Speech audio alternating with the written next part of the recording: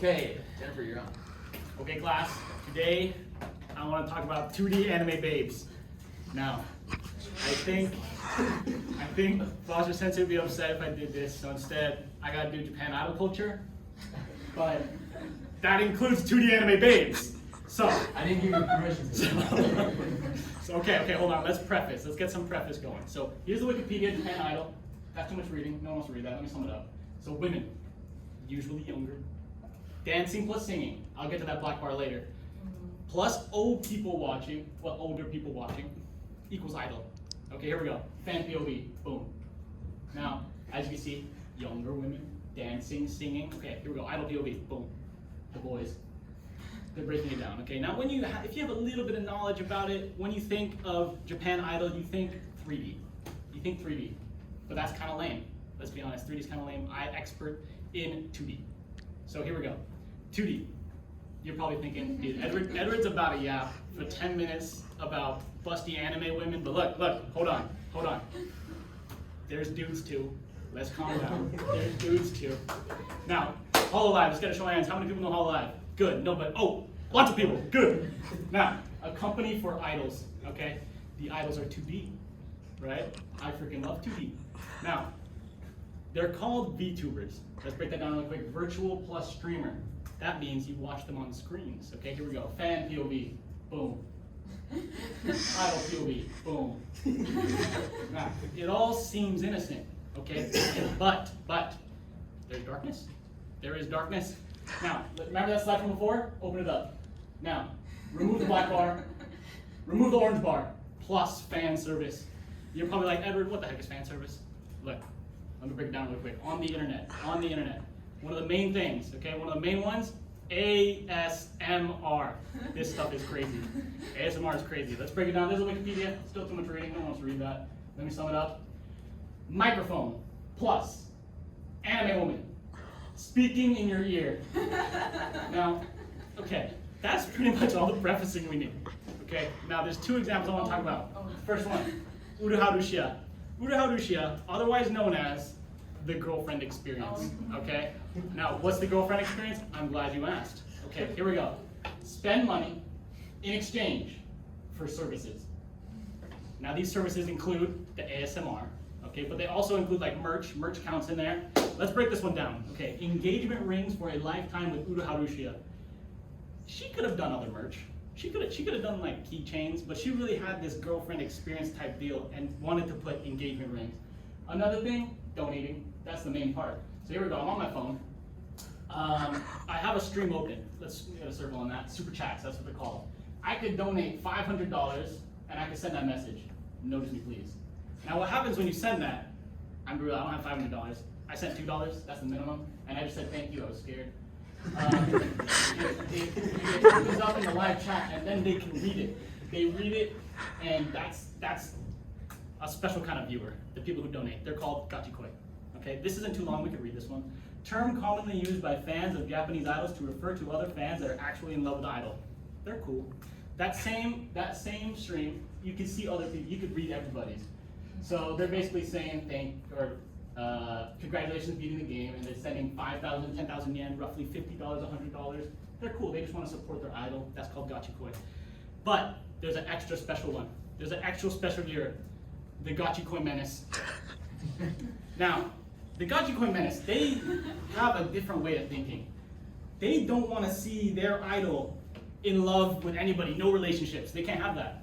Because in their mind, the idol must remain pure and available for them, the gachikoi menace, at all times. Now, here's a specific incident I want to talk about. Uruharusha is playing a game. Ignore the pink girl. In the top left, you can see Discord message. Zoom that in. Now, let's break it down. Mafu Mafu-san.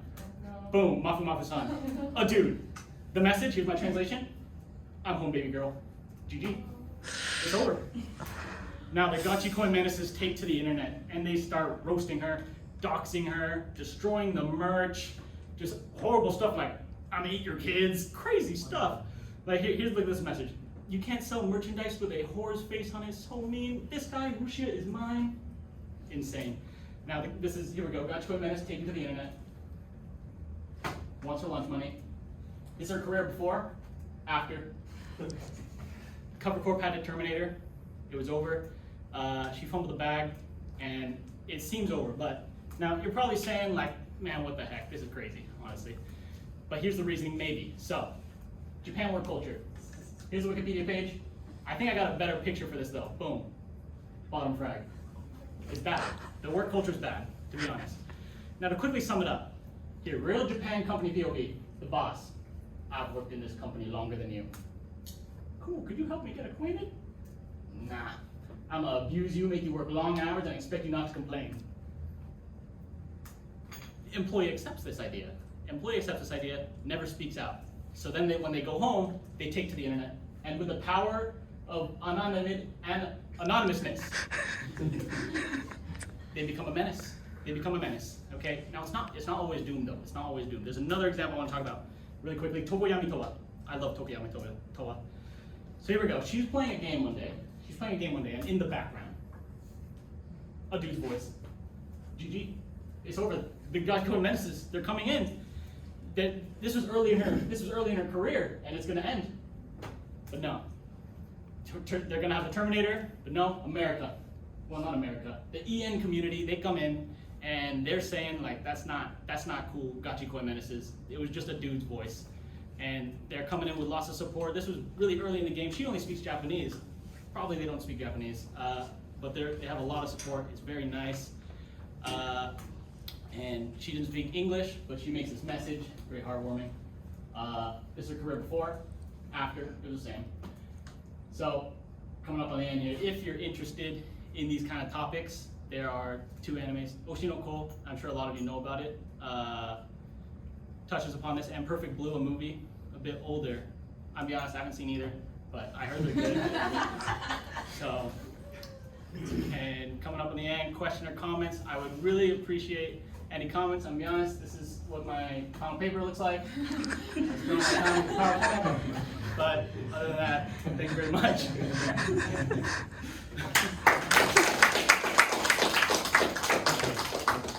Unexpectedly entertaining. But again, as I said, these presentations can be whatever works, and where it turns out to be a great performer. Questions?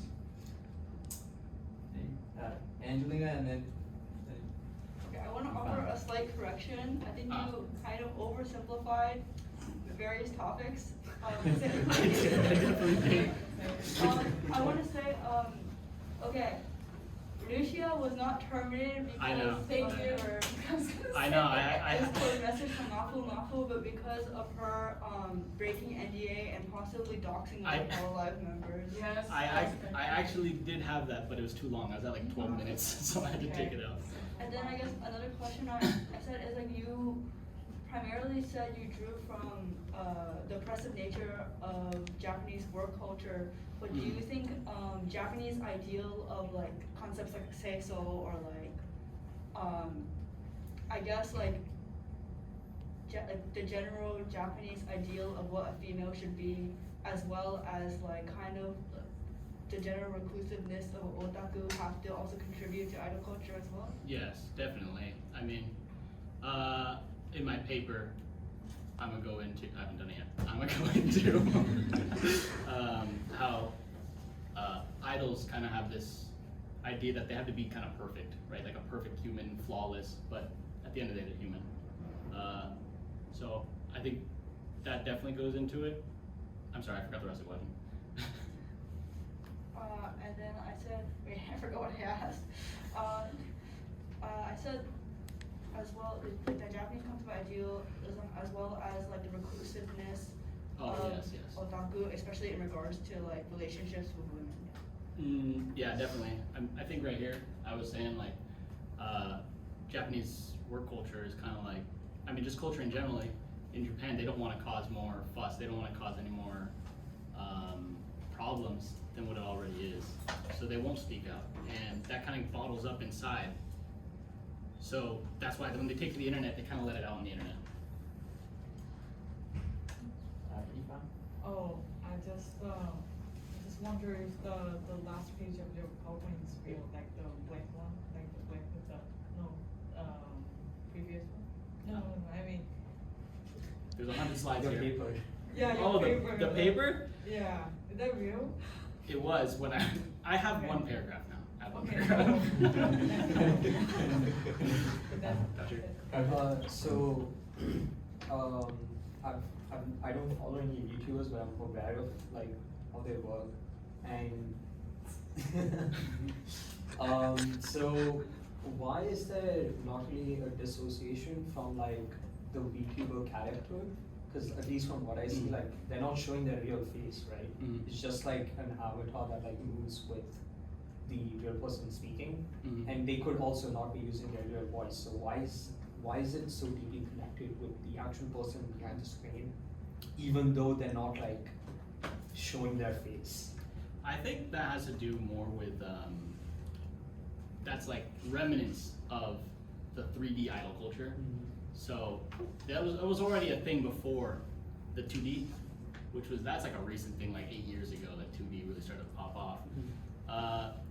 And I think them going to 2D, trying to separate them from the physical person and putting on this facade in a way, was also trying to help in that sense, like separate the two. So I think that idolization and looking for them to be this flawless person is just a remnant of 3D. So why is it like they're still going after like the real person is what I'm asking. Like if they terminate the person, like it seems like a bit too much. Like they could just like become another character, right? Oh, okay, yes, that is what happened actually. So right here, I got another picture. Down here is her other account. Oh. So she got terminated for various reasons, and then she tried to come back. She actually ended up being a bad person in real life. Just recently. Yeah, just recently. So. Okay, so there is a sort of dissociation, at least from the company's side. Like Yes. they just treat the characters as Tony, but not the person. Mm-hmm. Okay. Yes. Why do you think the situation went differently for Rushia versus Toa? For Rushia versus Toa,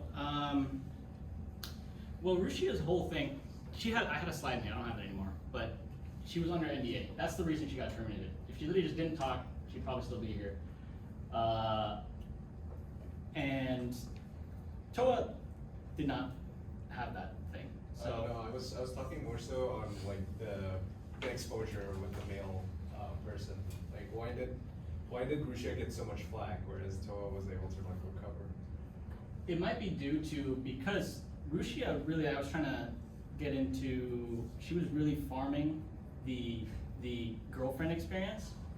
So she really made her viewers like this parasocial relationship, thinking like that's their girlfriend through the internet. So when they find out, yo, my girlfriend's married, it's over, GG. Toa didn't have that. This was really early in her career. So when they heard a dude's voice, it was kind of, they were upset, but it wasn't as much. Tatiana? I was gonna ask who your current Oshi is, but you've already answered that question. I made this slide. I have like more questions. So, one is there like any major difference between like the Japanese speaking YouTubers and like English speaking ones? Do they have like different communities? Like different behaviors in the communities? I would say so, yes. I'm not too much in the EN community. I mean, I only follow the Japanese community. But just from small interactions like this, I would say so. Alright, one more question. I Go just ahead. add on to that. I'm more part of EN because Japanese, it hurts my brain to continuously translate all the time. But I'd say EN is more aggressive because cancel culture is more prominent in America, I feel. So they're kind of a little bit more crazier. So if you have like an Oshi who happens to allude to a relationship, people instantly cancel, or like things go black. It's like Niji Sanji, which is another company that's kind of problematic right now. But yeah. So you're saying like the English viewers or English speaking viewers are a bit more aggressive than the Japanese speaking ones? Like the Japanese ones? I feel like it might be on the same playing field, but they do more damage more quickly. Okay. I was gonna agree with that. Yeah, Okay. I think Tatiana's point. I think that like the Japanese like with like fan backlash, I think it's a little bit more like, okay, like everyone kind of agrees immediately. Like when the thing came out about Russian Mafia, everyone was like, oh, what the heck, she's terrible. And everyone kind of just agreed on the Japanese side. There's a lot more debate, I think, on the English speaking side. So anyways. Angelina. I have to disagree on that. I feel like because we're just like viewing like mainstream platforms like maybe Instagram or Twitter. But if you look on like places like 5chan where there's a lot of like anonymous Japanese like bullying in general in Japan is like a huge like issue. And like while we have like cancel culture on Twitter and such, like in the JP realm there's been like instances of like where like VTubers like for instance like Deduraya, if you know her, who was like basically doxxed and harassed to the point that she attempted suicide. All right. Any last comments? So you've opened up a huge can of worms here. But a really interesting set of, but you know, and what's interesting also is this ties in, I think, also with Stephen's talk about escapism, right? In a very interesting way. But at the same time, it also, you know, I think we can find some themes in almost everything we've talked about today, right? Where this kind of escapist world